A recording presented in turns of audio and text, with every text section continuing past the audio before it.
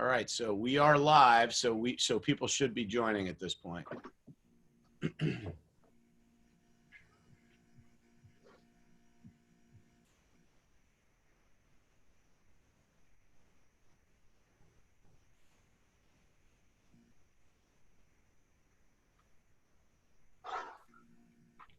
So we'll let's see where people are.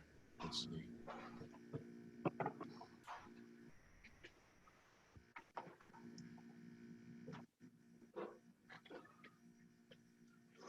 Yep, so it looks like we've got a good audience here. We've got about 22 people joining us this morning, which is great. We're going to give it probably another minute or two just to see if anybody else comes along and joins us, and then we'll get started. Beautiful. Happy Saturday morning. A little rain this afternoon, I think, although not much of a weatherman, so don't hold me to it, but looks like a little overcast.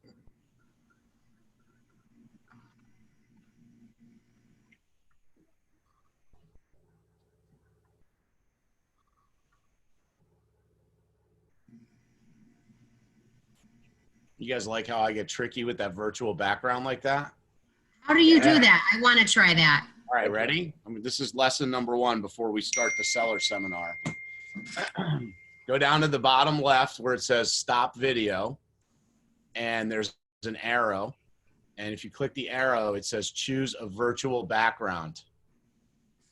And you can put anything you want in there. You can put your logo, you could put palm trees, put a chalkboard. So. Okay, I'm going to do it.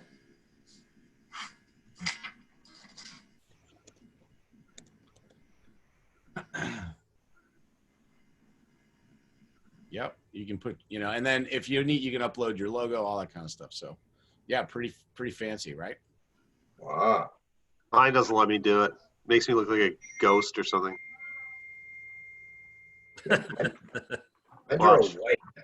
No, I tried doing that earlier today, and it just made me look exactly like Jason. Maybe a little less scary, but simple. Yeah, no, you can definitely kind of see that, like you can kind of get funky on it. So, okay. Listen, you know what? I'm a real estate guy. I'm not a tech guy. Fundamentally, I like to sell houses, hang out with the people. This is all new stuff. So I'm gonna get us rolling here, and I want to thank all of our panelists for joining us. Thank you guys for taking some time on a Saturday afternoon. I want to thank all of our attendees for joining us, of course. Obviously, if you've taken some time out of your Saturday morning, something about what we said was interesting. So our mission today is to give everybody who's here a little bit of an overview of what the home selling process looks like, what you can expect from it. And obviously, in these times that we're in, we've got some sort of new things that we need to address, like what is the impact of the coronavirus, of the state of our social distancing, and how is that impacting a business that has traditionally been one that really requires everybody to be in spaces together.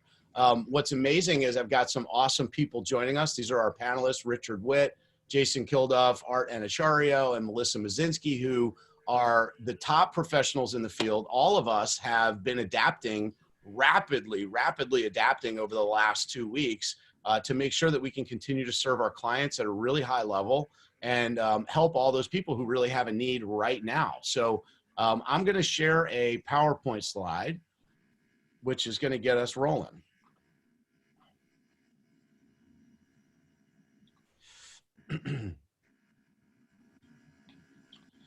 So the mission, as I said, is what does it take to sell your home in today's market? And we're getting all kinds of questions about this all the time. And I think that by the end of this, in the next 45 minutes or so, we will give you a really clear idea of what it is you need to do, what you need to be prepared with, and what kind of questions you should be asking. So.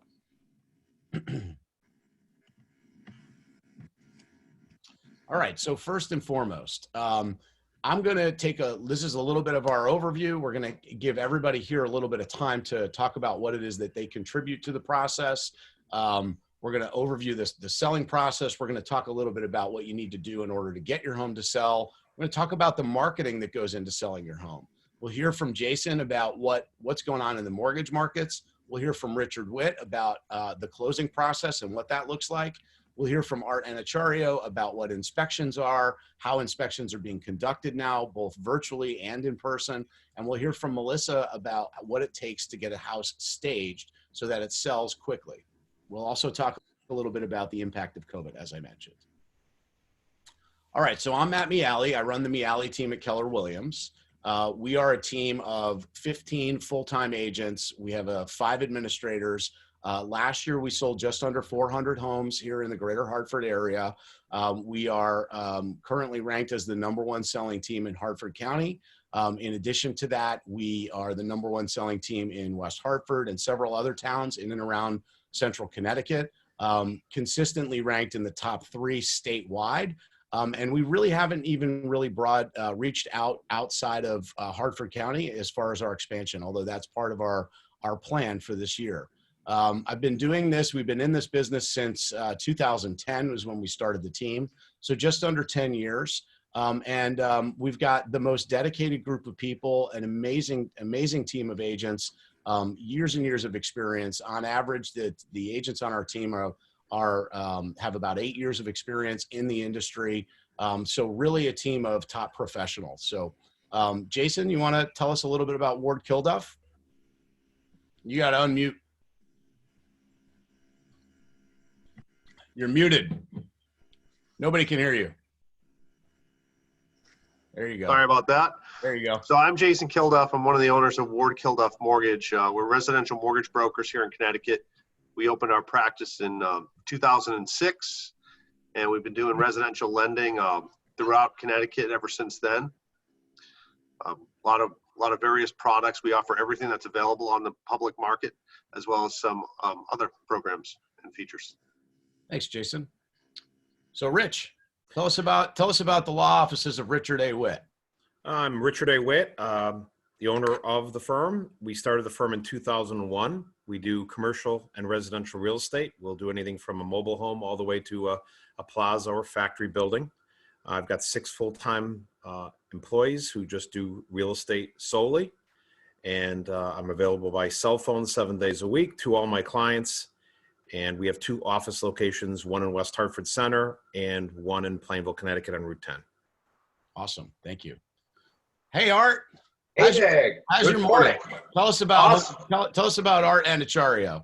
Well, I founded Prime Home Inspecting 6 years ago, and we've been in the business since then. And prior to that, I was in development as well as manufacturing and fabrication and such. And since opening the company, we've been working with your team and a number of others as well. And we've got some differentiating factors that separate us from our competitors that allows us to have that personalized service that we feel is so important in such a intimate business, because it really is sometimes. And it's important that we're there for you. Thank you, Art. And Melissa, welcome. Hi. How are you? Tell us who you are, Melissa. Sure. So I am Melissa Muszynski. I am the owner of MBM Design, which is a full-service interior design and home staging firm. We've been in operation for 8 years, and we work with our clients in designing beautiful, relaxing, and most importantly, livable interiors that fit any budget. We are also home stagers and prepare your home for the real estate market to sell it for fast and high value. And I just wanted to thank you for having me here today, and I look forward to working with everyone.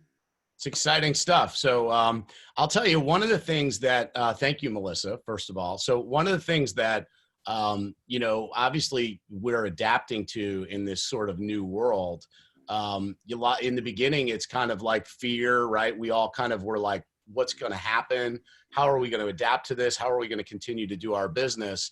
But as the last couple of weeks have gone by, obviously it goes without saying, assuming everybody's practicing safe standards, there's been some exciting developments around the industry. There's actually some pretty exciting stuff that we're all doing. And I'm really looking forward to sharing that, because you guys have been kind of pioneering that along with us on how do we continue to do this. So, so this is a picture of me from looks like 37 years ago. No beard, much younger, a lot less wrinkles. I started the team, in 2010, as I mentioned, and the idea behind building a team was that we would be able to service more clients at a higher level by the exponential power of not just one person, but two. And in the real estate business, like a lot of businesses, 1 + 1 doesn't equal 2, it equals 3. And we've experienced that here because the average agent on our team is able to produce at a factor of 6 times what the average real estate agent on their own can produce. And the reason that we can do that is because we have such an exceptional system and process and way to take care of our clients. And why that matters to the customers, of course, is that the customers have one goal, which is they want to get their house sold, and they want to get the most money. And so for us, we can, as a team of specialists, really take a look at all the different things that happen inside of a transaction and put the people that are best served to handle that. So this is where you wind up with a team approach. And so we really do at the Miale team operate like a team, meaning that, you think of the example I like to give is that if you put 2 people in a backyard and you give them a football, and you tell them to play football, they could probably put a couple of rocks on either side of the field and play some form of football, right? And if you ask them what sport you're playing, they would say we're playing football. And the resources and the tools and the plays and everything that those 2 people are doing in their backyard, it might look a little bit like a football game. But if you compare that football game to the football game that's played by the NFL, they look a lot different. And we like to think of ourselves as professional level like the NFL. We play a team sport, which means everybody's got their role. And inside of that role, we do the very best job that we can to be at the premier level of it. So a team approach has served all of our clients, over 3,000 of them, very, very well over the last 10 years. And we look forward to continuing to innovate and serve the Connecticut market in the years to come. So let me talk a little bit about what it takes to get a house sold. And so a lot of you that came here and joined us today, this is what you really came here to understand. So, listing and selling a home is a process. It's not an event. And it's really important to understand what that means. When you are thinking of selling your home, you have to realize that homes in a market are not a commodity that are traded and it's a living organic thing. It happens in real time. And so if you're a home seller and you decide that you'd like to put your house on the market, maybe you have a life event that's shown up in your world and you want to get a bigger home. Maybe it's time to downsize. Maybe you're just going to relocate to another state. You have a job, something else that's taking you out of the market that you're in, and you need to get your house sold. That process really begins the moment that you start to consult with a real estate agent. And a lot of home sellers contact a real estate agent thinking that what they're really looking for is a value. And the reality is that the value is actually established by the buyer, not by the real estate agent, not by the general market. It's the person who shows up and decides to actually make an offer. And why that's really important, especially in times like this, is it's important to understand that the value that a real estate agent brings to the equation starts long before you establish the value of the home. The value of the home will be established at the moment you put it on the market and a buyer decides to buy it. But the value a real estate agent brings to the process is in the consultation leading up to that. And that's a collaborative effort. And particularly here at the Miale team, we take that part of our job very, very seriously, making sure that our clients are highly, highly educated about what their goals are, about what their expectations should be, and about what they should anticipate from the market. And that involves a whole lot of things. It involves looking at the market, looking at the data, interpreting what the information, what's happening in the market, and giving clients all the opportunity to make the best choices for them. So the pre-listing process does look a little bit like this. Initially, you'll have a meeting with a real estate agent. They'll walk through your home. They'll give you some insight into some of the things that we might want to pay attention to, some of the best features of the home, some of the features of the home that maybe we want to address, and then also some of the things that you as a seller need to be aware of that that may be a hindrance to the sale, and how we might be able to address those things. So your real estate agent initial consultation really looks like that. Then what we do is we actually have a professional stager come in and stage the home. So somebody like Melissa would come to your property, walk through it with you, and help you put the property, and this is the language that I like to use, in its best possible condition.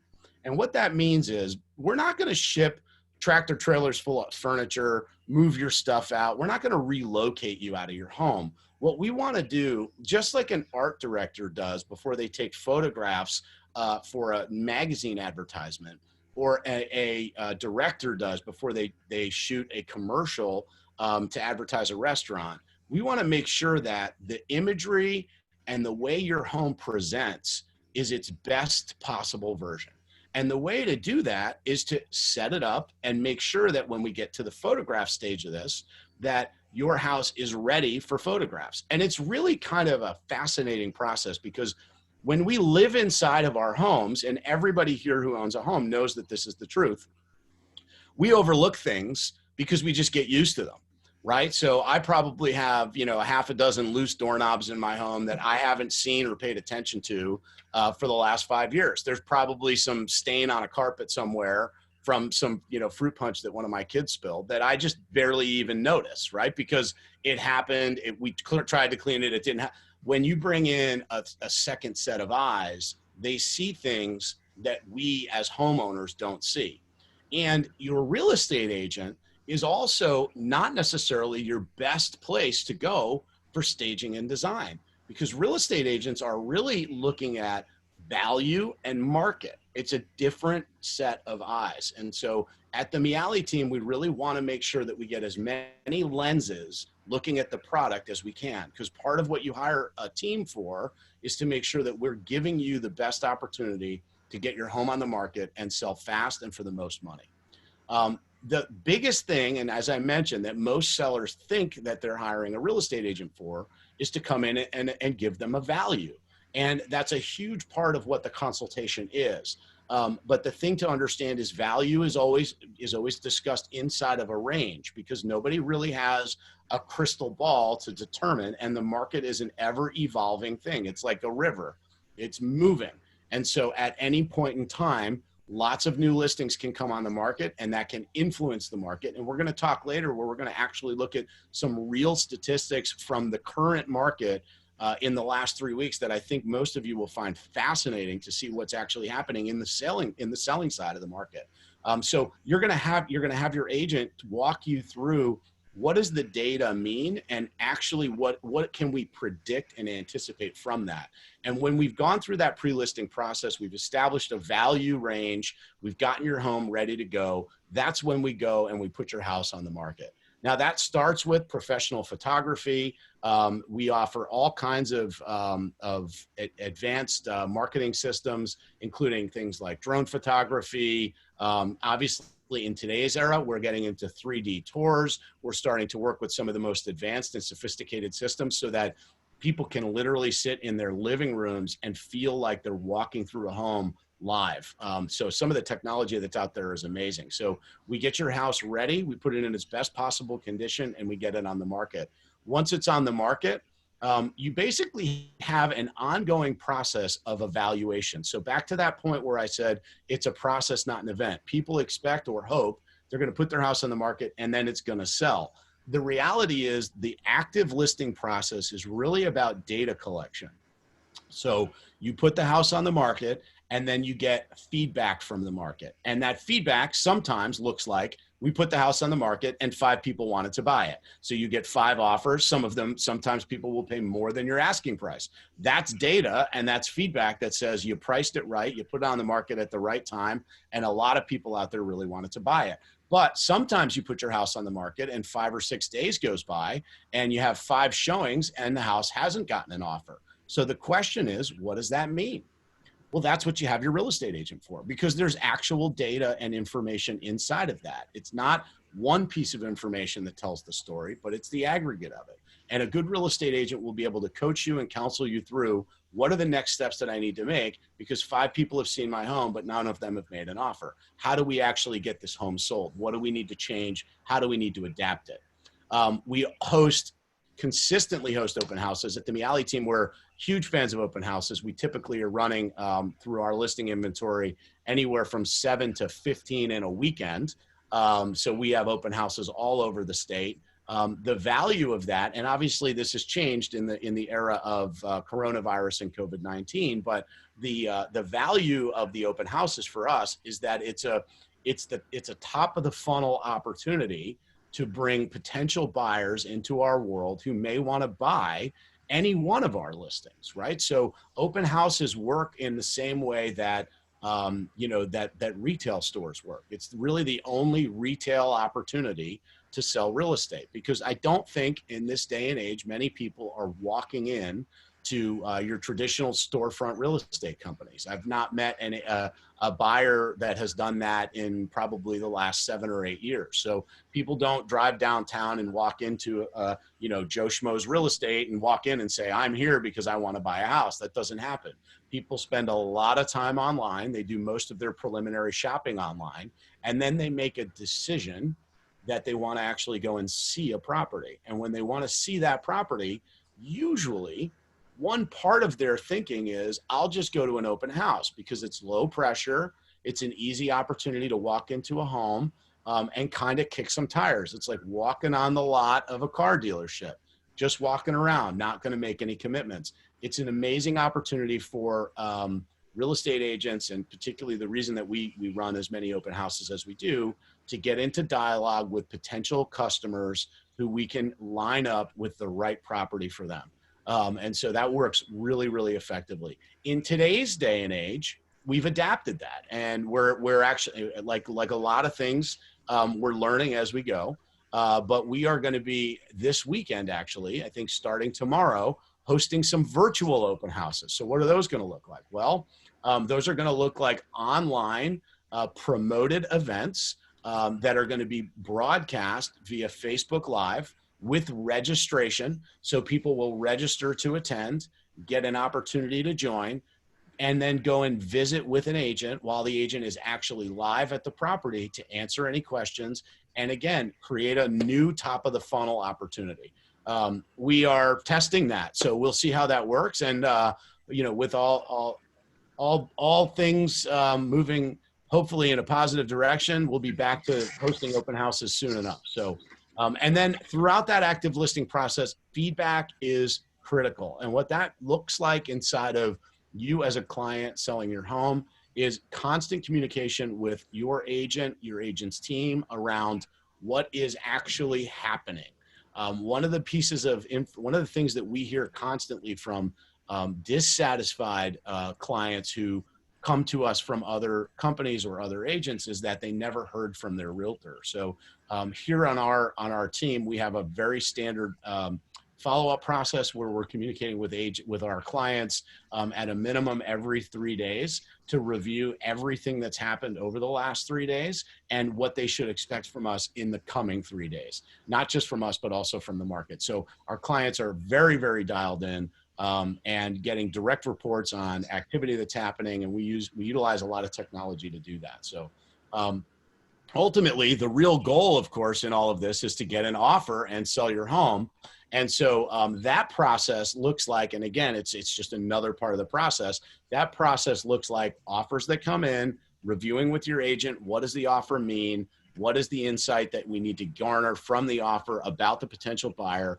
What is the negotiation that we're going to enter into? And then ultimately, if we can come to agreeable terms, then we accept the offer. And then you move into the home inspection process. The home inspection process is one that Art's going to cover in detail a little bit later. So I won't dive too much into that.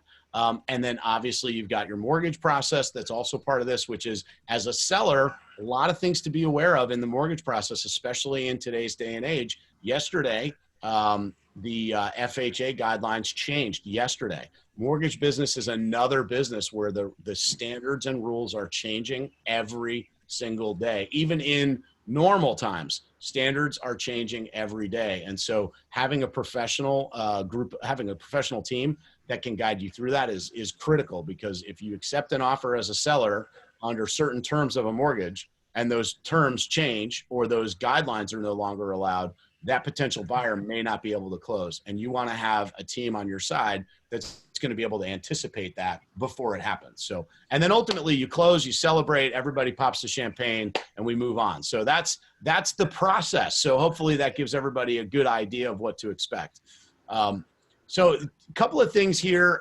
What makes a house sell? I talked a little bit about staging and making sure that the property is in its best possible condition.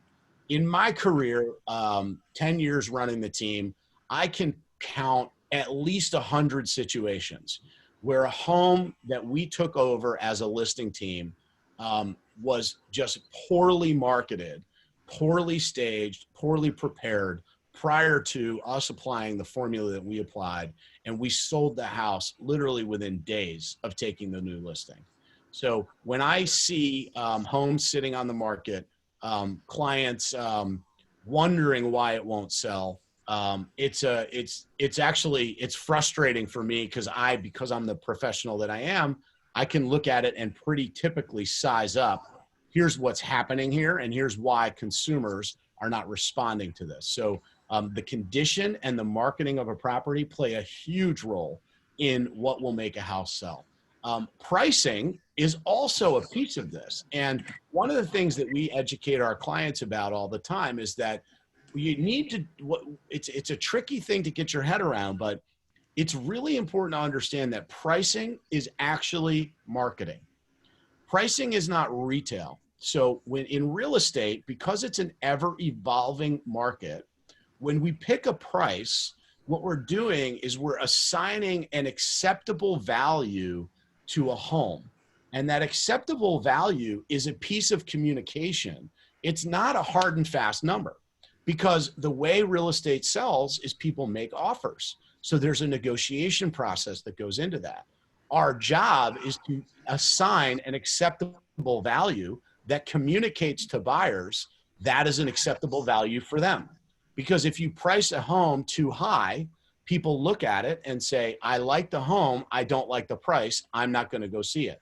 If you price a house too low, and here's sort of the beauty of it, in the right market conditions, pricing a home a little bit low usually self-corrects, because enough buyers, you've communicated an acceptable value that enough people out there say, hell, I think that's worth it. I'm going to go see it, and then I'm going to go buy it. The trick is understanding the market, understanding the trends, and knowing whether a market's going up, a market's going down, knowing whether inventory is increasing, inventory is decreasing, and trying to get your price ahead of the curve. If you're behind the curve, you chase the market, and that's a terrible experience for sellers. So hiring your real estate agent and having a really good conversation about pricing is critical. Showings is another huge part of what makes a house sell. So what is the experience like when a client walks in, when a potential buyer walks into a home? It's the same experience if you think about any restaurant that you walk into, or any retail store. Ultimately, people take action because of how they feel.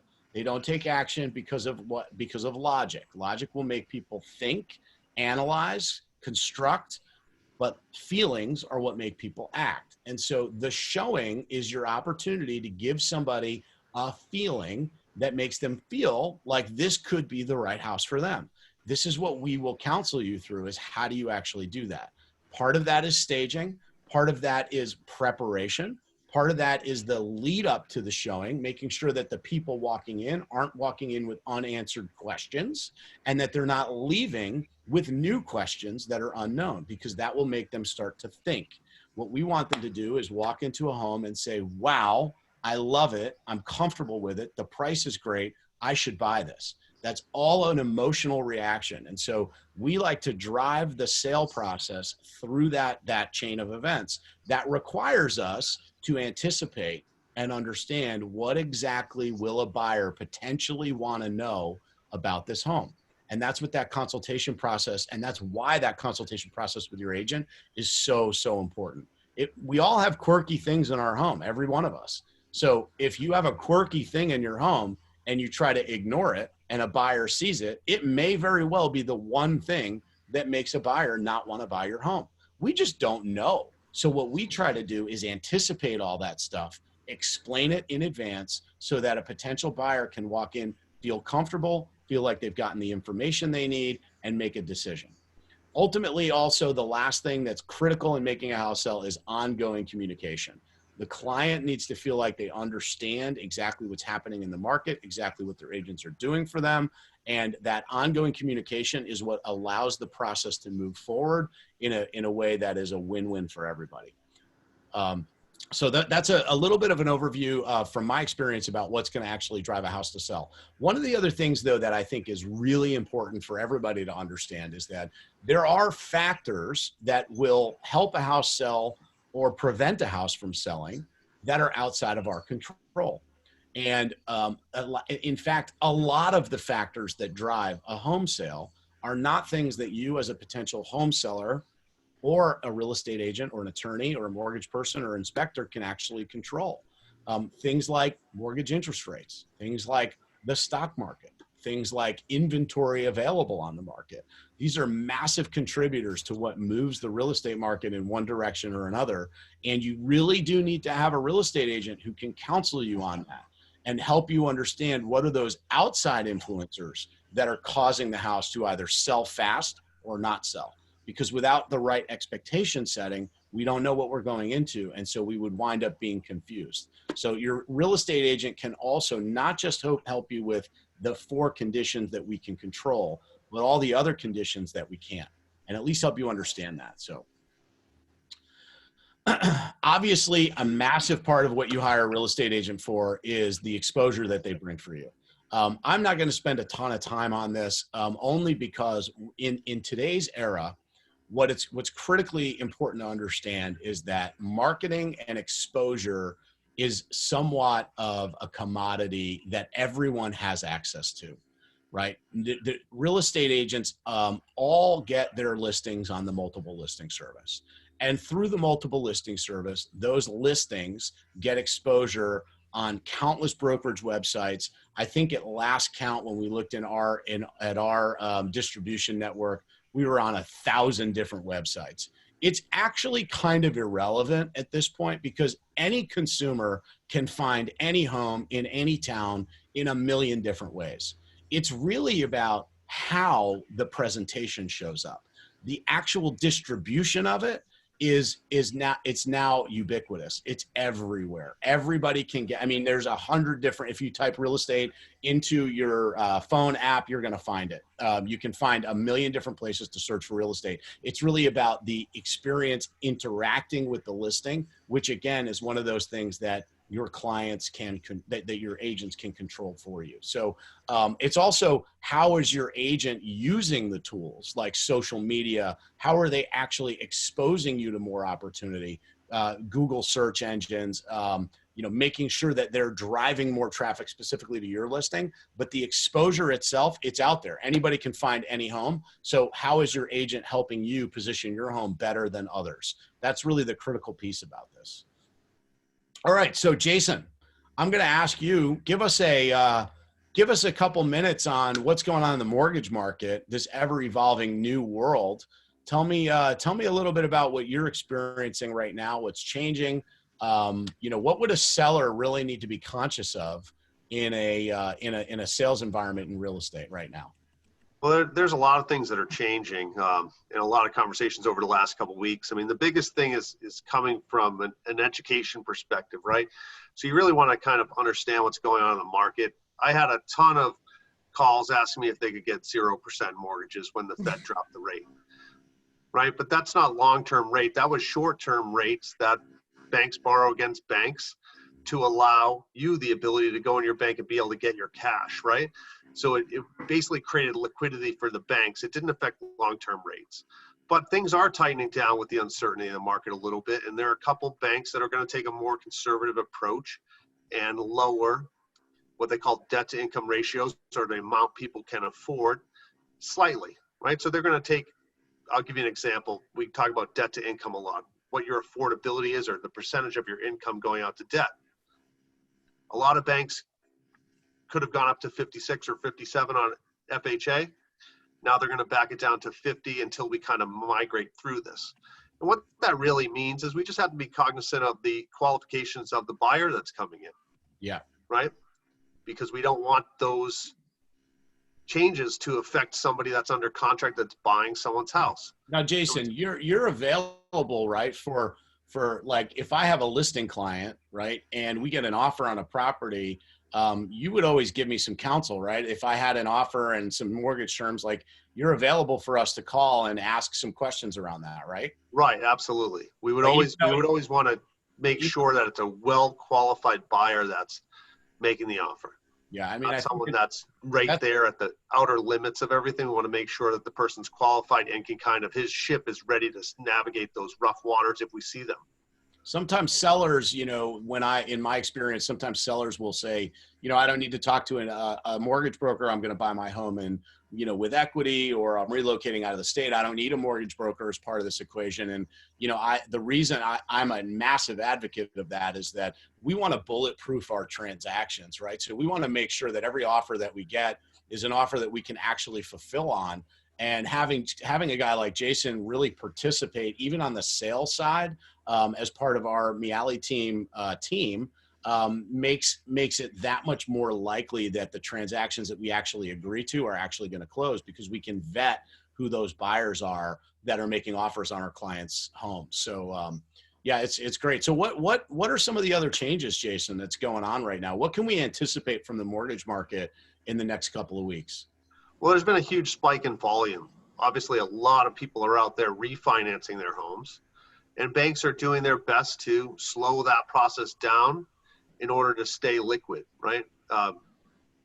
It's probably a whole nother conference call regarding margin calls that the lenders are going through and things like that, but they do their best to come out with aggressive pricing in the morning, and then as soon as they hit their limits or where they want to be for the day, they'll basically price themselves out of the market for the afternoon.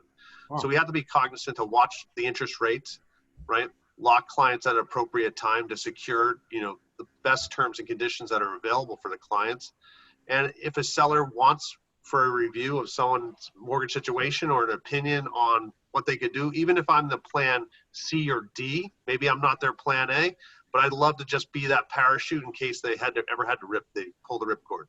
I love it. Thank you, Jason. Yeah, I mean, Jason and I have been working together for a decade, at least at this point, maybe even more. And, really always appreciate all the insight that you've been able to give me, my clients over the years to help us get through transactions. So very much appreciated. Thanks for giving us some insight, Jay. Thanks for having me, Matt. Yeah, of course. So Rich, you shared some things the other day that I found fascinating. And before we even got started here, you were telling me about your new processes and systems for closing moving forward. I mean, talk to us. How is the closing? Typically, right, the closing was a bunch of people get in a room, right, champagne, right, like confetti, right, a big party, nobody social distancing, squared up around a conference table, sitting around, spit in the air, just very, very unhygienic, right? So tell us what's happening in the closing world right now. All right, so we've got basically a situation where we've got sellers who are afraid to leave their homes, buyers who are afraid to come to the closing table. So we basically are instituting, we've had now for 2 weeks, 3 weeks, shutdown of our office, where it's a lockdown procedure where only employees come in. Everything closing we've been doing for the last couple of weeks has been everybody has to come in. They call our office. We only let the buyers themselves in, no realtors, no loan officers, no inspectors, no family members. They scrub up in our presence, in our sink. We literally scrub up in front of them so they can see it. They do get pens then that are brand new, that are disposable after the closing. However, it's gotten worse since our last seminar. So it's as Matt's saying, it's changing almost by the hour. We had our first, I was a Keller agent, had our first person who was COVID-19 positive yesterday, we found out. So we're going to have to do her purchase probably in the beginning of April with a power of attorney if she's able to get the power of attorney done. We're hoping the governor has still been slow acting on enacting remote notarization because he's still requiring 2 witnesses. We're hoping on Monday the bill gets signed where it's acknowledgement only. What does that mean? That means that the homeowner can sit at home. I can do a Zoom closing with them. We've already fully operational with Zoom. They just sign. I acknowledge in my office. Then they overnight the package to me, and I combine my acknowledgement with their wet signed package, and then I do a recording. So no witnesses would be required. It looks like that's going to be signed Monday or Tuesday. We've got a lot of advocates, Speaker of the House, Minority Speaker. They're all, we've got a couple of friends in the governor's office, all advocating on our behalf. If that never occurs, we are instituting Monday a new policy where literally, again, we installed mail slots on all our entrance doors. We're going to now start doing, and it's common practice throughout Connecticut already, we're going to do parking lot closings where the person's going to slip a copy of their driver's license. We will ID them through the window. We will then slip them a package in a manila envelope that will have 2 brand new pens and 2 rubber gloves in a Ziploc bag. They're going to go in their car. They're going to have we're going to have it be able to do either through iPhone face-to-face or through Zoom, whatever option they want. They'll be sitting in their car. I'll be in the conference room side by side with them, going through the documents one by one. The whole package will be tabbed from beginning to end. Naturally, we'll start with the promissory note, mortgage, and terms and conditions and their rate to make sure it's what they signed up for. And then when they're done, they dispose of the pen, the gloves, and slip the package back to us, go back to their car. I go in the parking lot and remote, 20 feet away, we'll take their oath, and then they're on their way. And that's instituted on Monday for all our closings for the safety of the clients, our staff, and the agents. It's amazing, Rich. I mean, and all of that innovation, right, has happened in the last literally like 4 days, right? We did our buyer seminar. It's changed since our last seminar, Matt. Yeah. You said it's been changing badly. Yeah, it's changed dramatically upside down since our last seminar. Yes. And I think that the testimony that I want to put out there is that, it is only the most professional in our industry that are adapting this quickly, right? And we can see that happening, and it's a real testimony to you and your firm and people that work for you. And so insofar as how quickly you guys have been able to adjust and continue to serve your clients, which I think is, that's at the end of the day, what our customers want from us is they want us to help guide them through a process. Even if things seem chaotic outside, it's our job to bring order to that chaos. And so I think you're doing an amazing job with that. So Rich, outside of the world of COVID-19 and coronavirus, what do you do? What does an attorney do? What's the job of an attorney in a sale? What do you bring to the table? Well, like I like to say, we're there from the beginning for the realtors. We literally, I review more contracts on a weekend. If there's a clause a realtor needs, if there's failed septic, something that needs, a lawyer's paragraph, we're here 7 days a week. I prefer to start right from the very beginning with my realtor. The minute, as I said in the last seminar, we get a contract from you guys, that same day an email goes that includes the loan officer, the realtor, everybody involved on that package, including the clients, is all on one email. So we're partners from the very beginning. Our firm, unlike others, we don't wait. A lot of firms wait till the very end to do the title search upon commitment. I understand there's costs involved, and I understand that, but we do that when a contract is sent in and a retainer is signed by us, we order that title search. So upfront, we know if there's going to be an issue. We know weeks in advance of most other firms what the problem is so we can deal with it. And just let me interject. What's amazing about that is that the worst thing for a seller or a buyer in the middle of a transaction is to have a last minute surprise, right? Mm-hmm. Everything's going smooth. Everything's great. Everybody's happy, everything. And then all of a sudden we get a call from the attorney 3 days before the closing. Oh, there's a thing on the title. And not most of the time, I mean, you could tell me, Rich, I think it's 95% of the time, the title stuff is usually throwaway stuff. It's all usually easy to remedy, correct, except it all takes time. Well, so everybody's lined up their movers, everybody's lined everything up. And then it's like, there's some old mortgage from 1982 that was never released. We have to go find the prior owner. They got to write something. And it's all of a sudden the closing's been extended for 2 weeks, which causes problems for the lender because the lender's got a mortgage rate lock. So now all of a sudden there's costs involved. And I mean, that small thing that you've adjusted your business to insofar as doing those title searches early is monumental in making sure that there's a really smooth process there. Yeah, we had one on Friday. They were supposed to close on Friday. Lender came through. We got our package, got the search in on March 6th, sent everything to the attorney. Weekly, we were asking for copies of releases. And on Thursday, he calls me and says he never looked at the title search because there was an open deck permit, which was, we'd get through it. We're going to hold money aside for that till West Hartford's up and running. However, he missed a blanket. The house was collateralized because they own a business, and there was $1,200,000 mortgage on the property. And that usually takes a 3-week process. And we've been asking and asking. And finally, he admitted on Thursday that he just missed that. And cancellation happened on Friday for the closing. And we'll have to hopefully close it in a week or so. Right. Which in these uncertain times, like that could be the difference between a house. Actually, I mean, it's not, it's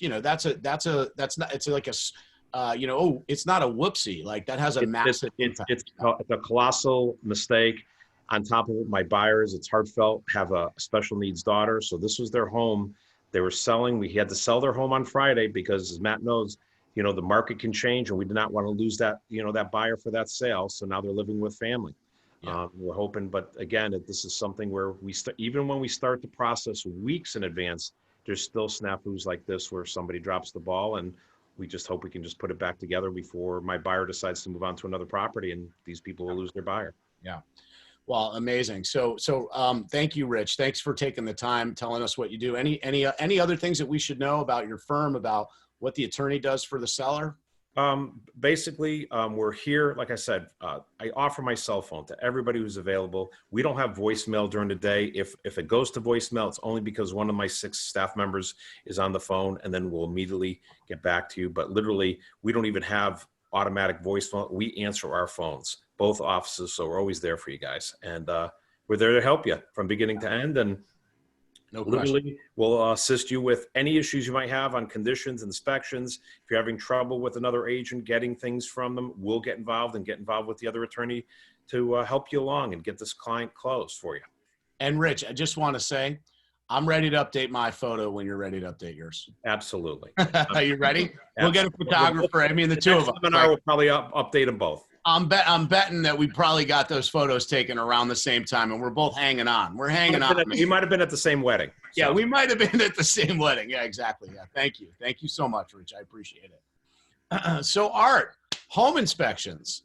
This is the, home inspections are buyers and sellers alike share the same worries walking into a transaction, right? Almost over and over again, I hear, whether it's a buyer or a seller, what about the home inspection, right? Because home inspections are a process where a lot of unknowns can come up. So tell us a little bit about how you conduct a home inspection, what it is that you're looking for, and what a seller needs to know, not just a buyer, because obviously you typically are working on the buyer side, working for the buyer, but what should a seller know about a home inspection and about that home inspection process? What kind of information would be valuable to them?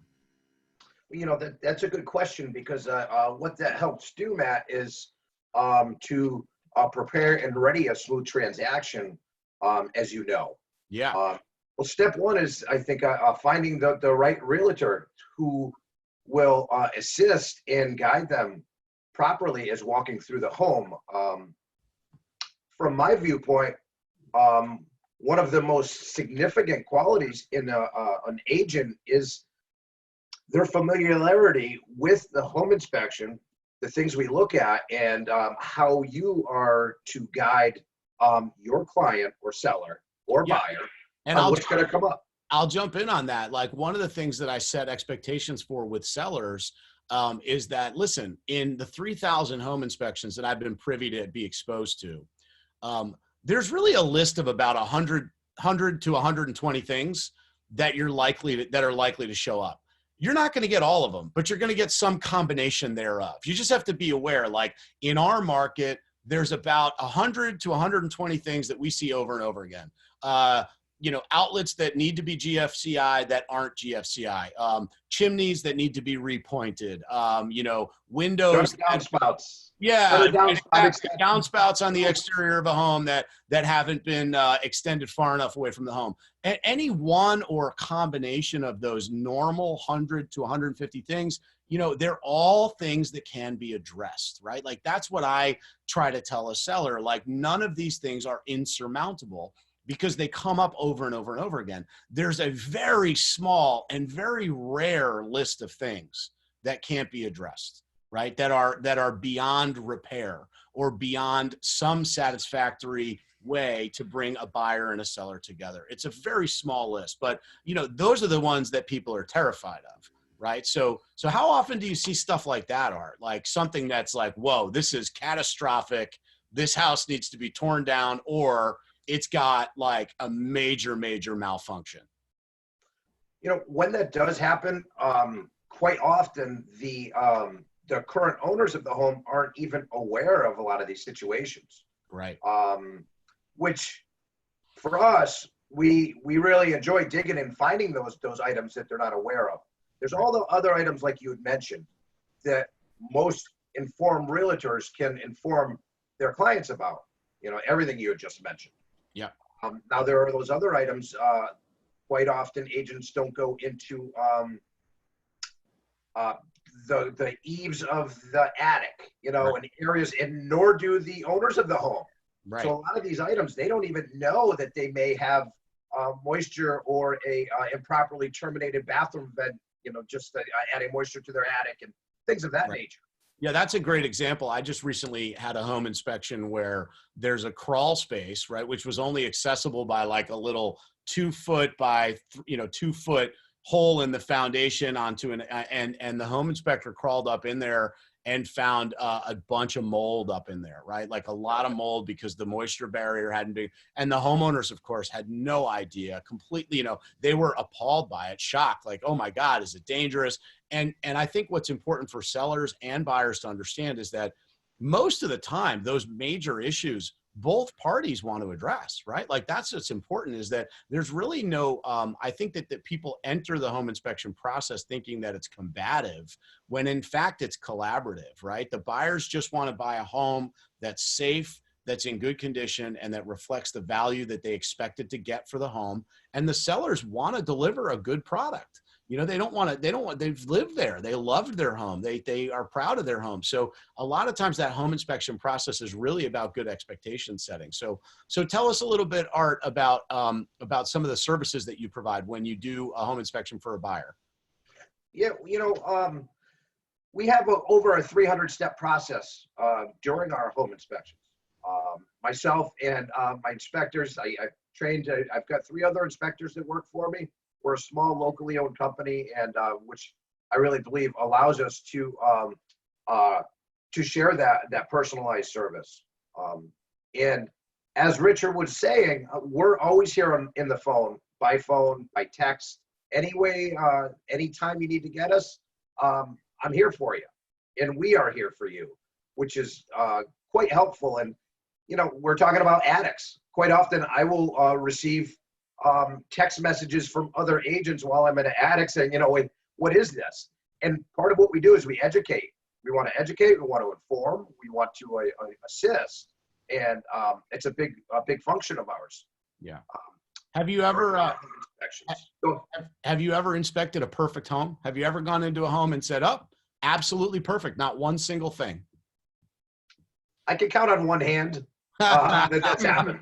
Right. Yeah. And I'm not opposed to doing it. I'm not looking for things that aren't there. No, well, I asked the question. It's a bit of a loaded question, admittedly, because really there is no such thing as a perfect home, right? I think ultimately, everybody, buyers and sellers in our audience here, just need to really be aware. There's no such thing as a perfect home.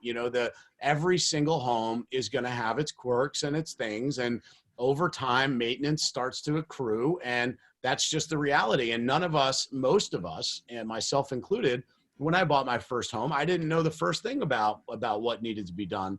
And it wasn't until, my dad showed up 5 years after I bought it, and there were little trees growing out of the gutters, that he said, you need to clean your gutters. And I was like, oh, I didn't know I needed to clean the gutters. I just didn't know. I wasn't intentionally being,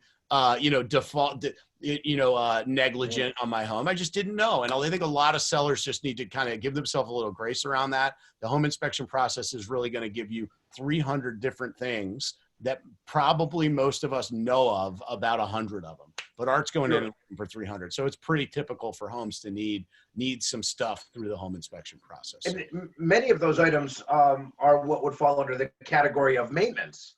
A lot of the maintenance that if it doesn't need anything now, the home will need something. That's part of it. It's part of taking care of the home. It's the joys of home ownership, that we all love and enjoy.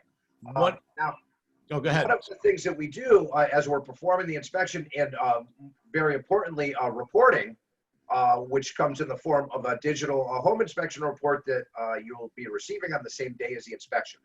Make sure to always get the reports out within a 12-hour period. And with that home inspection report, we're going to be in every accessible inch of the home, and include over 100 digital photos with that report, and with recommendations for down the road for maintenance of that home. So it's really it's a terrific tool. Not only the repair list, which talks about the deficiencies, but on the other side of that, the list that refers and starts to talk about maintenance items and things of that nature, and air sealing as well. I think the other thing, what you just mentioned, which I think is really important for sellers to understand, the 12-hour turnaround time is so important through the home inspection process, because as a seller, you've just had your home inspected, and what's the first thing, you're sitting there thinking like, what happened? What came out of it? And the longer we wait, the more anxiety that builds up, the more unnecessary angst around, did they find something? Did they not? And so one of the reasons we love working with Art is because of that really fast turnaround time, that very, very detailed reporting that he provides. All of those things give us really, really good insight and quickly, so that buyers and sellers can very quickly come together around, okay, what will it take in order for us to move through whatever just came up in this transaction? So really, really good stuff. So Art, what's the craziest thing you've ever seen in a home inspection? The thing that you saw it and you were like, whoa, this is beyond, whoa, this is insane. What's the craziest thing? Well, sometimes there's this the homeowner. I've seen support posts that are made out of constructed with 2x4s, that are holding a whole structure up and making me wonder how the house hasn't fallen. And electrical, some crazy electrical stuff with, little fires that are, still embers or still hot that I've seen going into electrical panels, wondering, how the house hadn't burned down. And so that's we enjoy finding those, of course, because part of what we want to do is of course create a safe environment in home. And sometimes matter of fact, yesterday there was a leak under one of my inspection sink, and it was very clear that the homeowners, who were very conscientious, very clean, well-maintained home, they didn't know that leak was there. And we left a note, we let them know that, and typically we don't do that. We don't, but that's where, listen, I'm a homeowner, I've got a family, I would want to know. Yeah. So it's those kind of things, sometimes we go, above and beyond, and that too offers us a bit of differentiation, because what seller wouldn't want to know that there's a leak under their sink before it's, going through their basement floor? Art, would you recommend that sellers do a home inspection before listing their home? Depending on the conditions of the home, for your company, I have been asked a number of times for pre-sale inspections. I think it's a great idea. Mm-hmm. And quite often we perform pre-sale inspections, which will allow those conscientious sellers to be able to have a smooth transaction. Yeah. And especially when sending in a notice of unsatisfactory inspection, it's going to be a short list. Yeah. So I'm a fan of innovations, and I'm a fan of knowledge and being informed. So how are home inspections happening now, today, in the coronavirus COVID-19 environment? What does that look like for you? I've heard home inspectors are doing virtual home inspections. They're, FaceTiming their clients so that one person can be in the home. How's that playing out for you so far? There's been a lot of changes. And the market is still cranking right now. Interest rates are still down. People are buying, people are selling. We were over 100% this past week. And going into this week forward, we're at 100% right now. Yeah. I think I have one open slot for us. And things are happening. Yeah, that's true. And to address your question directly, we have been, part of what we do is we inform the sellers and we address their concerns, and we can still do that digitally. But while on site at the inspections, we have been encouraging for everybody's safety, for the buyers to not be there. Agents are there typically with us, not always, but it is nice to have the agent there, of course, keeping safe distances and safe practices in mind, because they can then inform and discuss and FaceTime the buyers, because they want to know, I want to know. Right. And it allows us to focus on our inspection, which of course is just as detailed, and allows the agent to deal with the client. Yeah. So that too has been helping. And then of course, as always, we're always here to address any concerns. We're always here to pick up the phone from any of the agents or clients that we have, so we can address all of their concerns, answer all the questions that they have, and make sure that they are fully satisfied and have the knowledge going forth to make the decision that they're going to make. Yeah, awesome. Well, thank you, Art. So Melissa, we're gonna talk about staging. So you've got an incredible background in this. So tell us a little bit about the staging process, what your company does, how you do this, what the value is to the clients. Would love to hear about that. Sure. Okay, great. So staging is a critical component to the real estate industry, and it is a strategic tool to help get our client's house sold and for high value. And staging, I tell sellers, is a technique that prepares their home to appeal to as many buyers as possible. And we achieve this through either staging a vacant property, which means we bring in furniture and accessories to help a buyer envision living in their home, or we achieve this more commonly through staging consultations with sellers who will be living in the home during the selling process. And what I do is I schedule time to come to your home, or for right now, conduct a virtual consultation. And I go room by room with you to determine how we declutter, depersonalize, and refresh the space. And on average, it takes about an hour. And once complete, I go back to the office. I draft up a detailed but very easy to follow report. I then send it to you and the realtor within a day or two. And I always strongly recommend that the seller reach out to me, either call, email, or text me, because there's a lot of questions that happen after the staging consultation, like what should I do with this? Or the shed, should I put a wreath on the front door because it's Easter next week? So the staging consultation isn't just me coming in once and then saying goodbye, see you later. I'm part of the process to sell your home. Again, so one other thing I wanted to talk about, to maximize a seller's profit, I do suggest that they consider taking on small improvements prior to selling. Mm-hmm. As part of our service offerings, we can definitely help manage some of those small projects or guide the homeowner through that.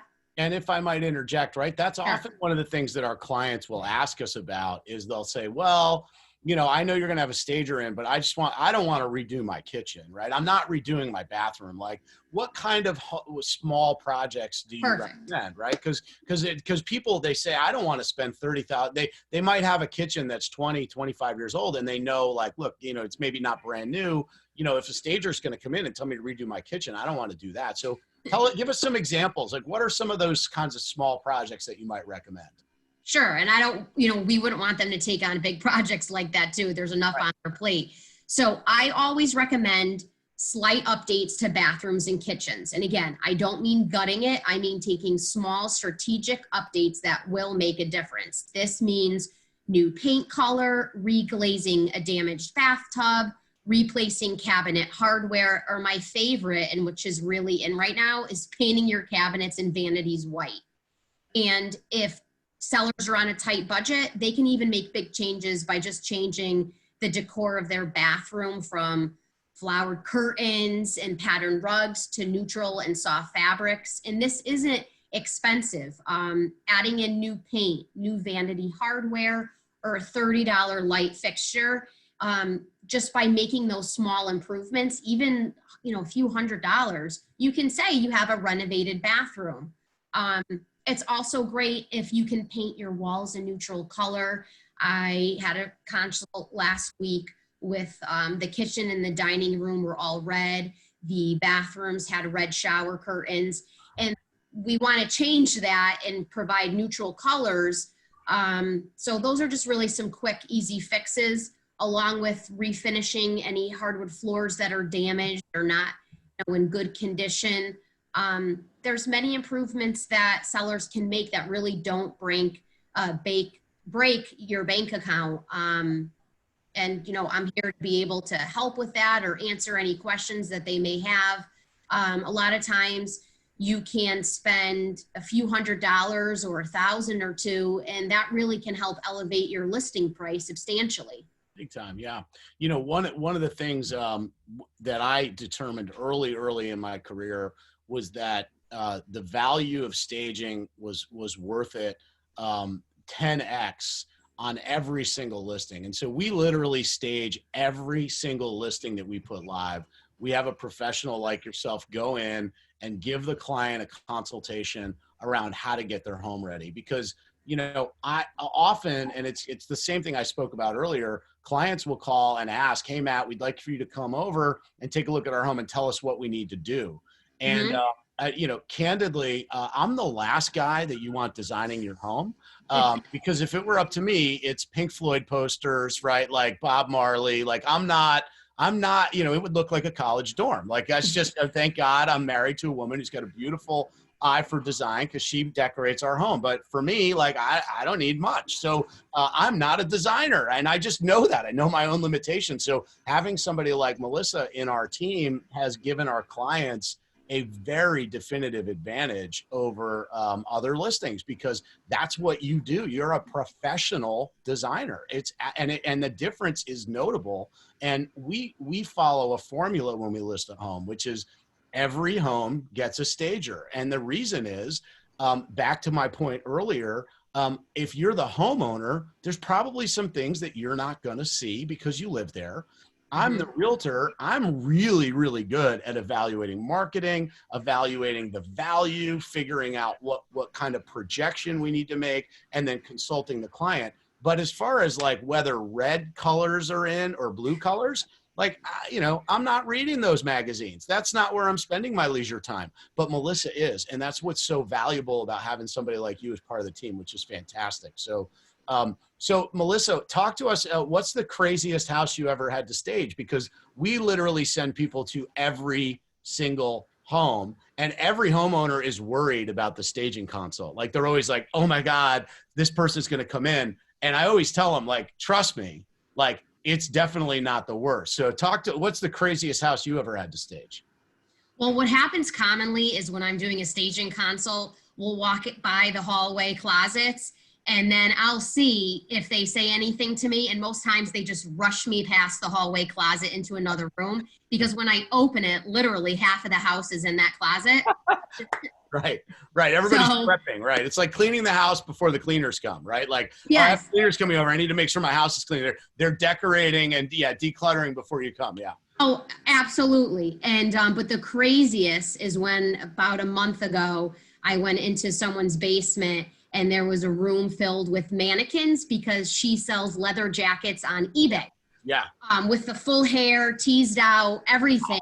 Yeah. And I almost fell down the steps because I was not expecting it. Yeah. And she said, do the mannequins have to go? And I said, they really do. You have to put them away, because if you have someone with a heart condition going down the stairs, right. and they see that, it's really gonna, take them off guard. So I think that was probably the craziest, because I thought there was it was like a plastic party down there of people. Yeah. I tell all of my clients, the staging is not something to be concerned about, right? You don't have to prep for the stager. The stager is there to be part of the support system to help, right? So it's really just one more step in that process we talked about. It's a process, not an event. The stager is going to come in and give our clients a really good insight into how to make sure that we can put your property on the market in its best possible condition. So any other thoughts, Melissa? Did I skip over anything you wanted to say? No, I also, just wanted to add on that. There are a lot of homeowners that when I come into the home do feel a little bit overwhelmed. And I just want them to know that we take it very slow during the consultation. Sometimes we spend 15 minutes just talking about, random things that have been happening before we even get into it. So I just want everyone to know that I want it to be a calm process. They don't need to take notes. I come in, take notes on everything, send them the report, and I'm available to answer any questions, that they may have. But I want it to be an enjoyable experience. A few weeks ago, I was in a home with a woman who wanted to sell a lot of items. So after the staging consult, I helped her establish a Facebook account and get some of her items up on Marketplace. So it's really about having fun with people and, and building relationships and getting to know who they are and what the history was of their home and what's the next chapter of their life. So it's really fun for me. Well, you've been a great asset for the team, and I really appreciate doing business with you. So thank you. Thank you. All right. So inside the world of what's happening in real estate right now, you guys have heard from some professionals about how it's impacted their businesses, how they've adapted. In our world as realtors, we have a suite of services that are available virtually for all of our sellers and all of our buyers, including new processes that we've rolled out to make sure that buyers that are entering homes are safe in doing it, and sellers that have people entering their homes are not exposed to any additional risk through the process of having people come in. That includes equipping everybody with gloves, making sure that everybody has hand sanitizer and washes and scrubs before they go into a home or leave the home, making sure that everybody has masks available to them and booties, so that we're really following almost, similar to what you'd see if you were to enter a hospital these days. So making sure that the clients on both sides of the transaction are comfortable with still moving forward in the sale process. So that said, there's actually another slide deck that I want to share here. And I know we're running a little bit long, but if you guys are still bearing with me, I've got a great little insight into what's actually happening right now inside of the real estate market. So bear with me. I'm going to open up a different slide here.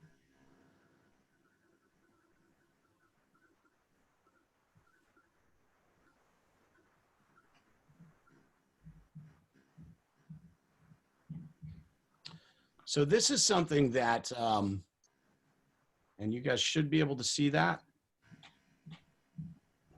Do you see the total average showings per day at this point?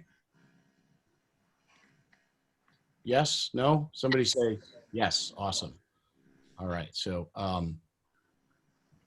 so this is actually a weekly overview that I think a lot of people that are here would really like to see and understand. So over the last several weeks, one of the things that, and you can see the different colors down here, we are tracking to see what the impact of coronavirus is having on the activity in the market. And you can see that this comes directly from showing time, which is the Connecticut's MLS system that tracks average number of showings per week per listing.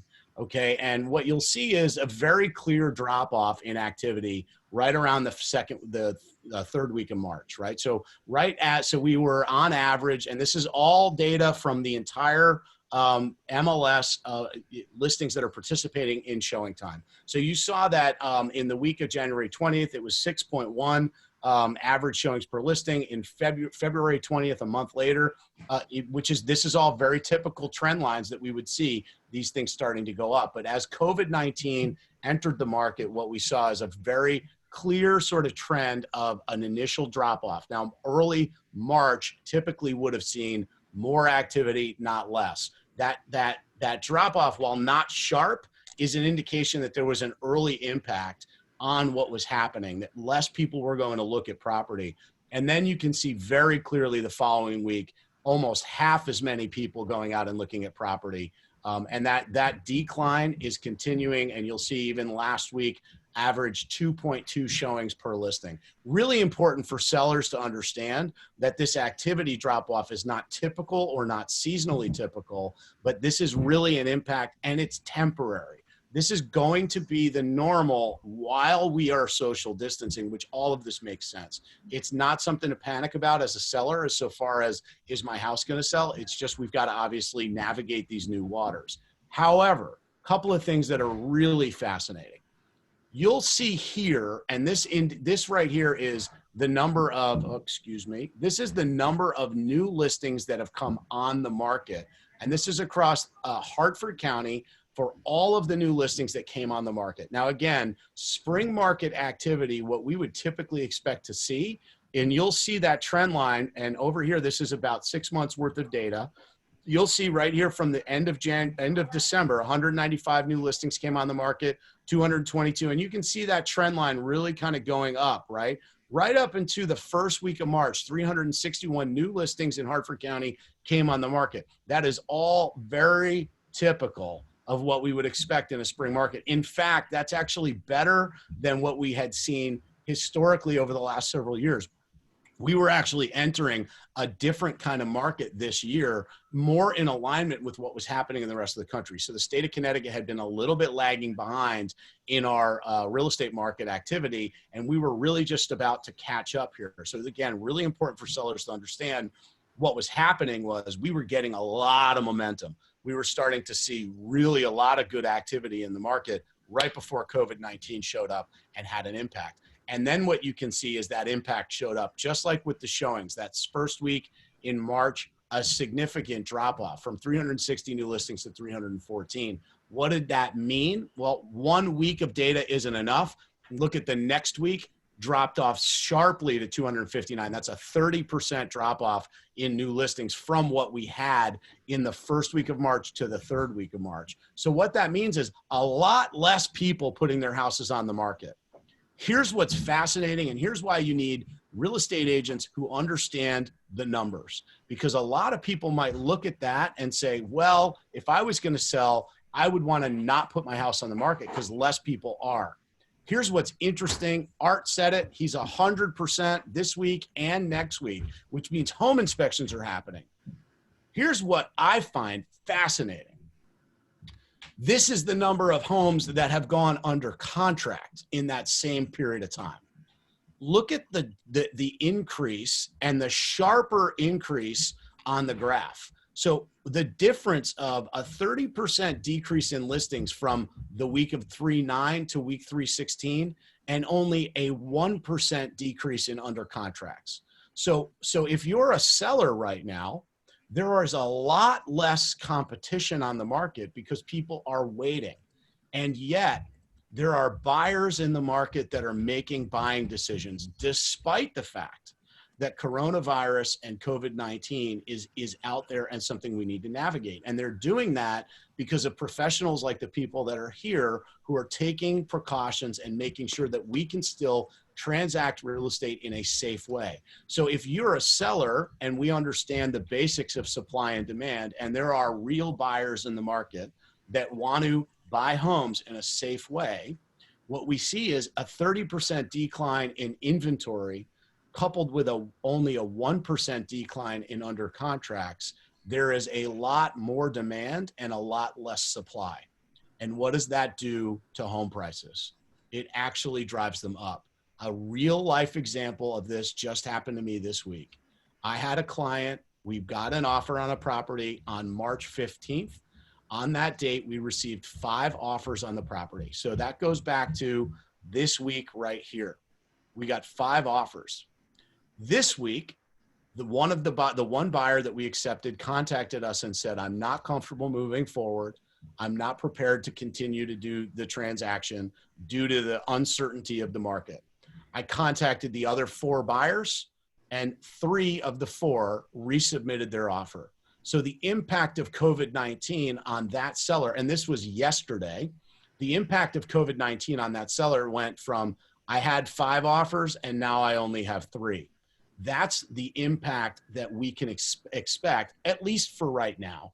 And this is obviously evolving day by day, but we like at the Miale team, we really like to coin a phrase that I've stolen from our COO, Ed.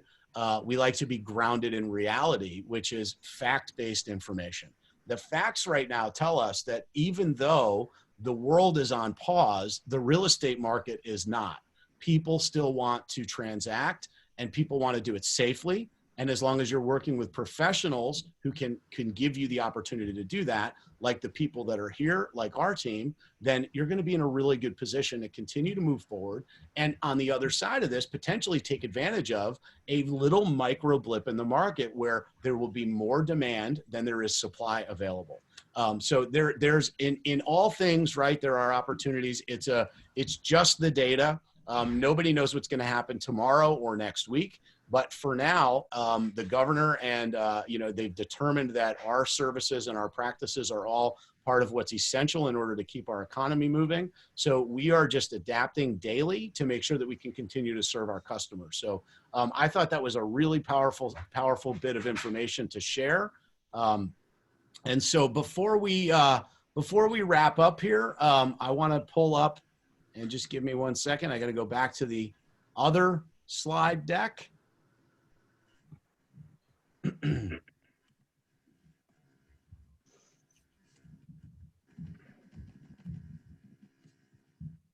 And we've got a bunch of questions here from our attendees. So I'm going to run through them, and some of you guys hopefully can help us answer some of these questions. So give me 1 second here.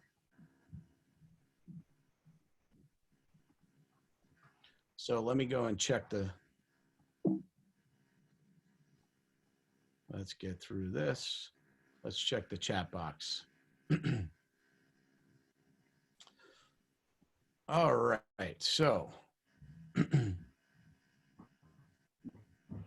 So I've got a questions from Milton in West Hartford. I feel like houses are going to lose their value during this pandemic, and buyers are going to be looking for a deal. I'm afraid if I put my house on the market right now, I won't get the best price for it. I mean, I think a lot of people are fearful of that. And Milton, my advice is always to, again, look at the data rather than operate from that fear-based position. And if we look at the data, what we understand, right, is that there's more demand for less properties. So that more demand for less properties will probably have an impact on the way values are perceived. And just like I, said with that one example of my client, they actually got over asking price for that property because they had multiple offers on it in this current climate. So it's hard to know how long that'll last or if it will, but that is the current condition. So great question, Milton.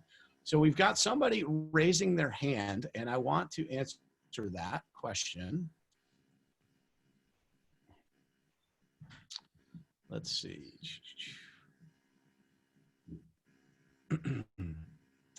I'm not sure, and it looks like Eunice is raising her hand. So Eunice could put your question in the chat box, which on the bottom of your screen, it says chat. And just over, then I can probably grab that question for you. All right, so another question, let's see. I've got a question from Deb.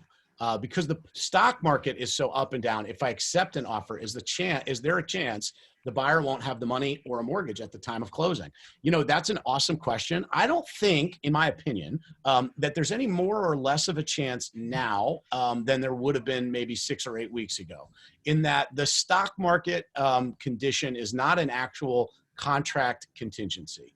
Okay, so now as it pertains to your mortgage, yes, as we heard from Jason, the mortgage market is evolving. It is changing every day. And that mortgage market, obviously, if it changes, if somebody was pre-approved and then is no longer approved for a mortgage, that can actually have an impact on whether they can close. But that's why we want to, that's why you want to have a great real estate agent to help you vet who the buyer is and what that buyer's pre-qualification is. So. All right, so I've got a question here also from Angela Epstein. How is the condo market? Great question, Angela. So, the condo market pretty much follows the housing market. It's part of the overall inventory. And it looks like it's similar to the overall condition. Condos are, again, less inventory and yet still more buyers. So currently right now, I think, the best way for us to evaluate what's going on is you can contact any one of us at the Miale team. We can come out and do a quick assessment for you. We can do that over FaceTime and give you a better personalized understanding of what it is exactly that you're personally dealing with in your condo. So thanks for the question. That's awesome. Eunice is asking, what are your fees for a seller? Awesome question, Eunice. That's always a question everybody wants to know is how much does it cost for me to sell a home? So here's what's important to understand about that. Every real estate agent is going to have a different set of fees that they get paid. But overall, what we like to guide people toward, because the reason people are asking that question is they want to understand how much am I going to net out of the sale? Based on who you hire, there's a high probability that certain real estate agents can get you more money in the sale because of how they actually market the home and how they position you in the market. So it's a nuanced question, but here's the most important piece to take away. If you factor in about 7% of the sale price, that's not a real estate commission. That's the overall expenses for you to transfer your property. That includes taxes, real estate commissions, fees, recording fees, attorney fees, all of the costs. If you assume that it will cost you about that to sell your home, that's a pretty reasonable number for you to land on. It's typically going to be a little less than that. But if you're trying to get to a sense of what would I take away from my home, that's the best number for you to work with. And then obviously contact one of us and we can come out and give you a more personalized proposal for how to get your home sold and more detail around what the cost would be.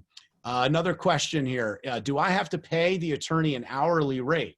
That seems like it would get expensive if he's reviewing the contract. So Rich, you want to cover that one for us? Yeah, that's the amazing thing is we just bill a flat rate. The Miale team already has a set preferred pricing that we've been offering for years since the first time I met Matt.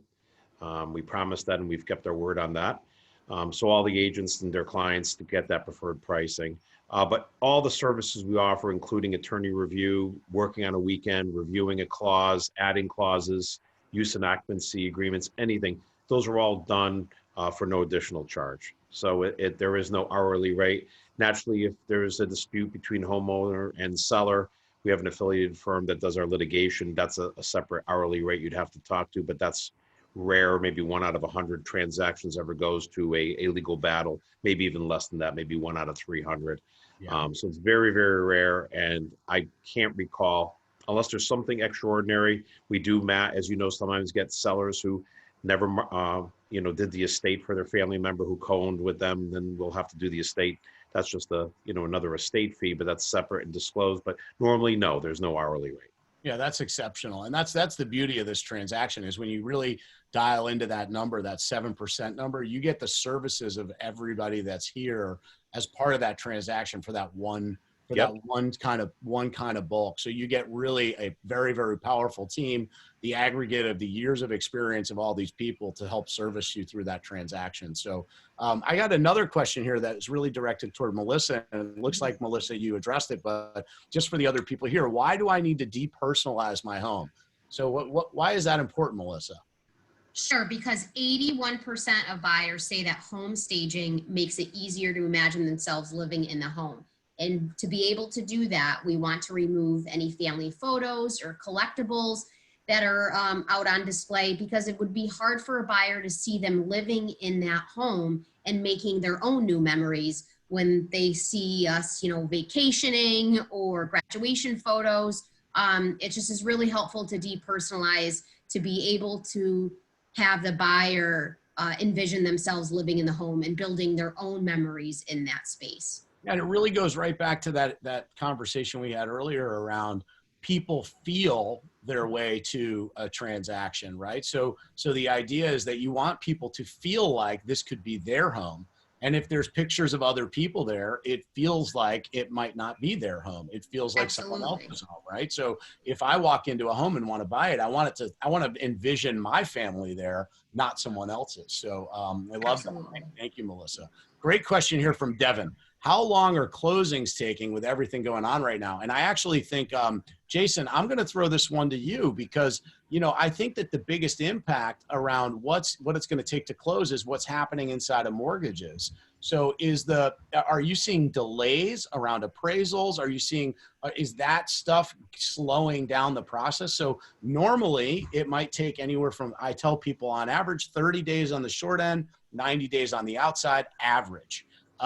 Some are longer, some are shorter due to different circumstances, but the vast majority of closings are 30 to 90 days. What are you seeing, Jason, in the mortgage process? There's a lot varies on which banks and lenders you're using, right? We have lenders out there that are taking much longer to turn deals around, and we have other ones that are still on top of it. I find if you are an organized person applying for a mortgage and you can get your tax returns, your W-2s, everything in order and get it over to us, we can move as fast as possible. I still have transactions closing in 30 days right now, but it's slowing every single day as appraisers drop out for their own personal safety or personal beliefs that they shouldn't be going into houses. So that pool of appraisers that we have access to is actually shrinking, and there are still a lot of transactions going on. So the appraisers are getting a little bit more backed up. So appraisal will take a little bit longer, but I would say 30 to 45 days is still totally doable. Awesome. Okay, 30 to 45 days. That's great. I've got another question here from Angela Epstein. Thanks for your question, Angela. What is the sales cycle today? How long do you expect the property to stay on the market? That is such a great question. In years past, in all of my years of experience, we could always pull up some data to support what we saw as the average. The conditions right now are so odd that it's hard to predict because we have these dual cycles happening. One is that we've got a tremendous reduction in inventory, as I pointed out, but we have pent up buyer demand that still want to get out there and buy properties. So for the example that I just shared, right, we had 5 offers in a day. One day is definitely not the average days on market across the board, but you also saw that there's a massive drop off in the number of showings that are happening. So some of this, it's a phenomenal question, Angela, and a lot of it is to be determined through this next couple of months. What I can tell you is that across the greater Hartford market, on average, the average listing takes about 40 to 60 days to get under contract, and then an additional 30 to 45 days, maybe 60 to close. So the entire process is maybe about a 3 to 4 month process from the time you list your home to the time you close. I highly recommend anybody that's thinking about selling, though, contact a real estate agent or as early as you know that process is going to start, because what we want to do is keep you informed and continue to counsel you with all of these professionals and all of these new pieces of data that are coming out every day. New information showing up, we're tracking it, we're dialing into it, we're adapting to it, and making sure that our customers are aware of what's happening. So how I answer that question today may actually be different 3 days from now. And even that's actually the same, even in a traditional market without the coronavirus, that's still the same. The market is an evolving, changing thing all the time. So, all right, Eunice is asking, is there anything beyond the info you provide for your tax returns that you need to apply for a mortgage? I would say this, Eunice, the best thing to do would be to contact Jason, and he can walk you through it, because it all is very personal as to what a mortgage lender will need from each person. Everybody's situation is different. For instance, if you're self-employed, if you have one job, if you have additional income, maybe you have a W-2 employment, and then you also have income that comes from Maybe you're part of a network marketing company. All of this information is part of that consultation. So it's a phenomenal question. And I would encourage you to contact Jason. He could probably give you the best insight to that. So with that said, I'm going to look here and see if I've got any other questions. Guys, do you have any last comments? It's been an hour and a half. We've, I think, covered a ton of information. I can't thank all of you guys enough for being here. Any final parting thoughts or comments before we wrap it up here today? I have just one comment. Yes, please. Okay, great. So I just wanted to thank everyone for joining the webinar today. And as such, for anyone who wants to schedule a design consultation or to talk more about staging, just would love for them to email me, get in touch with me. And on Sunday, I'm going to raffle off a 1-hour design consultation, virtually, of course, to one winner as a thank you for having me on and for the call. Awesome. There's Melissa's contact info right there on the screen. I'm going to quickly scroll through just so that you get everybody. So there's Art's contact information if you have any questions about home inspections. Art, any final thoughts or comments? Well, thanks for having me. This is the first time for an hour and a half I've sat still, and I'm not too good at it. I'm ready to go run around. All right, go get it. Get on that bike, buddy. Hey, we got a couple hours. We only got a couple hours before the rain comes, and we got some flower beds and gutters to clear, and Awesome. got to put that stuff to use. All right, well, make it a great day, buddy. There's Art's information right there. Rich, any final thoughts or comments? Yeah, I'd like to thank you guys for having me as a panelist. I appreciate it. Just want to let everybody know in this challenging time that we're here for you. My phone number is 860-777-5324. And any questions, please, I'm here, I'm available, and we'll get through it, and we'll get these deals closed for you. Awesome. Thank you, Rich. And Jason, thoughts, comments before we wrap up? Here's Jason's information. Well, I just want to thank everyone for coming on the call. I appreciate it. Matt, thanks for having me. For those of you that dialed in, my personal cell phone is 860-716-3090. Please feel free to reach out to me. Any questions whatsoever that you might have involving mortgage-related issues. Thanks again. Thanks, Jason. And, my name again is Matthew Miale. I can be reached on our main line. You can call me directly on my cell phone at 860-416-1815. You can call our team line at 860-539-2255. Our team mission statement is we empower people, the people we serve and those we serve with. And so every day I wake up with that on my mind is how am I serving and how am I empowering the people in my community and the people that I do business with, both the people that are on my team and my trusted vendors and partners that I work with. And I hope that this webinar has been a part of that mission for us and has helped empower those of you who attended and helped empower you guys that we do business with. And, onward, we're moving on despite challenges, and we're helping people every day. So please don't hesitate to reach out and ask us any questions. Text me, call me, text any of these folks, call them. We're all available and here to help. So thanks for taking time on your Saturday morning, and hope everybody makes it a great day. Go enjoy the rest of it. Take care. Thanks, everyone. Thank you.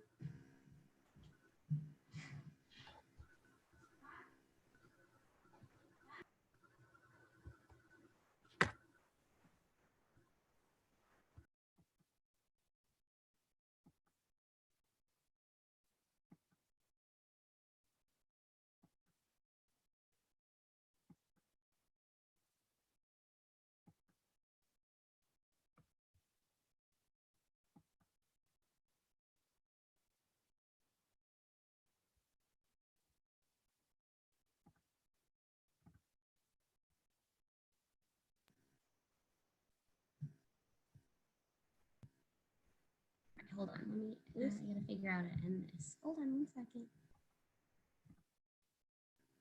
Oh, they